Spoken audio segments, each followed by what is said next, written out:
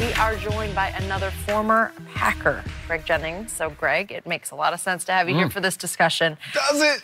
Yes. I'm curious what you think. How will it work with Aaron and his new coach? As I quote from Aaron Rodgers, change is tough at first, but it usually works out for the best. Change is going to be tough for Matt LaFleur. This is going to be tough for Matt LaFleur walking into it. And Aaron Rodgers is telling me everybody can say whatever they want to say, but I'm going to call a spade a spade. He's showing me exactly what he's doing and who he is. He's showing it to all of us. Has Aaron Rodgers reached out to Matt LaFleur? Have we heard that?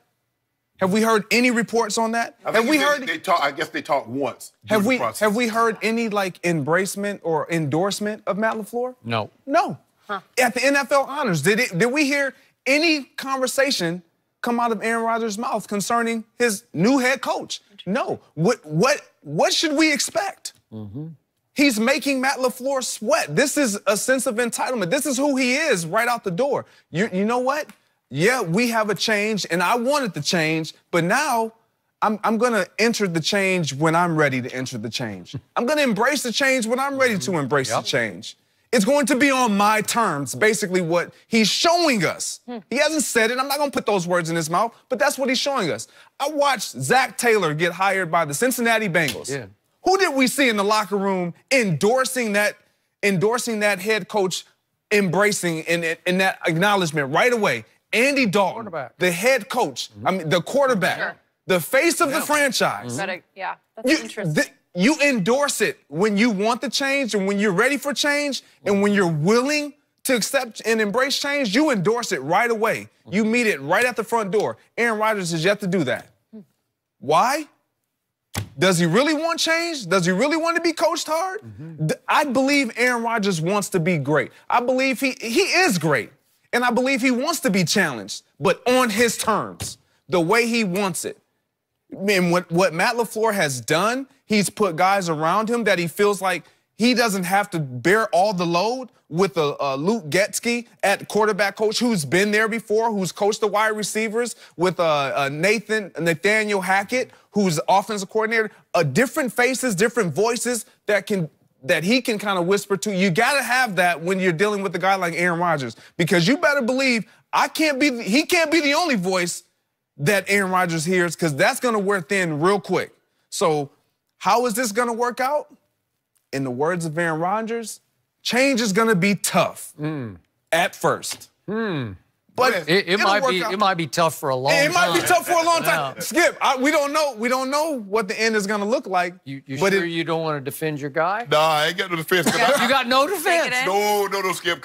You've been shut down. I said this years ago, and he got a little upset at me with what I had to say. Really? So, yeah. Go ahead. Aaron Rodgers got upset with you? Yeah, because I read him from a distance. Oh, wow. Because I know. I've been. What you know, Sammy? I know. Tell us. I know. He'll finger point. He'll blame her, and he and I would have had problems because it's never his fault. He will say, "I've got to play better," because that's what a quarterback should say, but he doesn't believe it.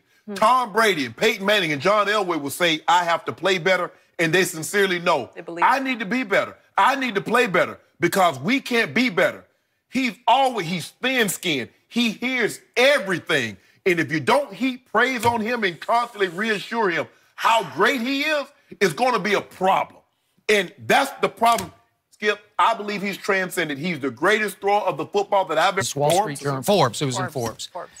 I read that Jermichael Finley said he had a rocky relationship with Aaron Rodgers. And then I go over here and I read that Kabir Baja-Biamila says, actually, Brett Favre was more humble because Aaron turned out to be more on the arrogant side, says Baja-Biamila.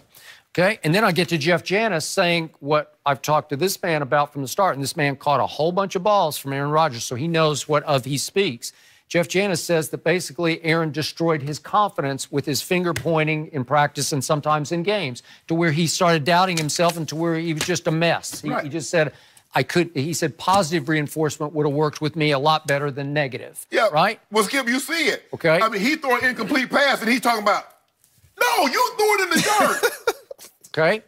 So I've always admired Greg Jennings because from the start on this show, Greg said, it can be tough. It can be a problem. But you rose above it because you were highly successful with him. But I'm sure there were days when you were saying, man, this is wearing me out, right? Of course. Practices, right? Absolutely. Like, I don't know how much more of this I can take. But you were so talented that you just said, I'm better than this. I can rise above this. And you caught the throw of throws in the one Super Bowl Aaron Rodgers played in that broke the game open with the big post-route touchdown, right?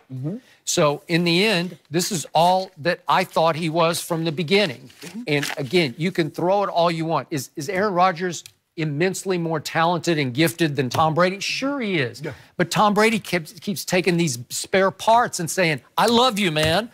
Let's throw in the offseason, man. Let's get this right. And he takes little Julian. Julian moved to L.A. his rookie year and moved in the offseason and just hung out, throwing with Tom Brady. You know what, Skip? Yeah. Aaron Rodgers is way more talented than Tom Brady, but he's way less likable than Tom Brady. Okay. Because you know why? Guys want to play with Tom. Because you know what? He will accept responsibility. He will. If I play bad, my fault. I threw that one in the dirt, my fault. Not, you should have shortened that route. No, hold on, wait a minute. The route calls for me to go to 8 to 10. I went 8 to 10. Don't tell me I should have gone to 6 yards when you threw the ball in the dirt. Accept some response. Right. That's why, Skip, so, I said this. One of the greatest things that happened to me is that I played with John. And even if I ran the wrong route, he never showed me up in public. He would get me behind closed doors and say, this is what I need you to do, and this is how I need you to do it. He also positively reinforced Yes! He said, you can be great. Yes, yes. And it was... And I knew there were times that, he messed up. I would say, my fault, John. Knew he threw, he threw it over my head or he short hopped it to me. My bad, bro. But because you built trust between each other. I get that. And you're not finna point, hey, don't you ever, I don't care. Don't you show me up in public because you're not going to like my response. So here comes Matt LaFleur, having played quarterback at Saginaw Valley State. He's been 2 years a coordinator in the National Football League, 1 under Sean McVay. That doesn't count because Sean McVay is the Western Michigan guy. Western Michigan for a while. Like, treat my guy right, A-Rod. Then last year he coordinated Tennessee, which finished 27th in scoring. Really? And Aaron's going to say, wow, great to have you. Well, we're going to be waiting for that, for Aaron Rodgers to say something now. I'm going to be watching for it, Greg. Thank you for joining us. Is everyone sleeping on Russell Westbrook's big season? Yeah. Boy, we're going to tell you what he's been up to next.